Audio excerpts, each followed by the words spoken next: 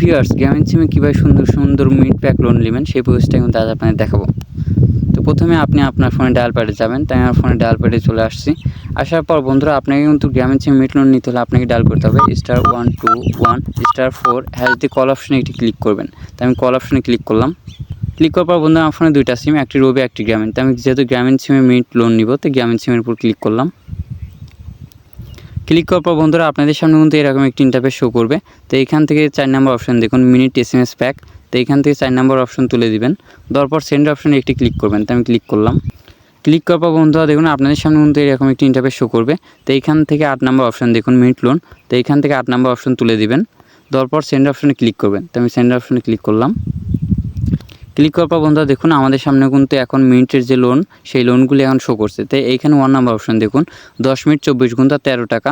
2 নম্বর option দেখুন 15 minute 24 ঘন্টা 18 টাকা। তো এর মধ্যে থেকে আপনার যেটা ইচ্ছা আপনি সেটা নিতে পারেন। কথা সাপোজ আমি 2 নম্বর এটা নিয়ে দেখাবো 15 মিনিট 24 ঘন্টা 18 টাকা। এটা কীভাবে নেবেন নেওয়ার জন্য এইখানে 2 নম্বর অপশন তুলে দিবেন।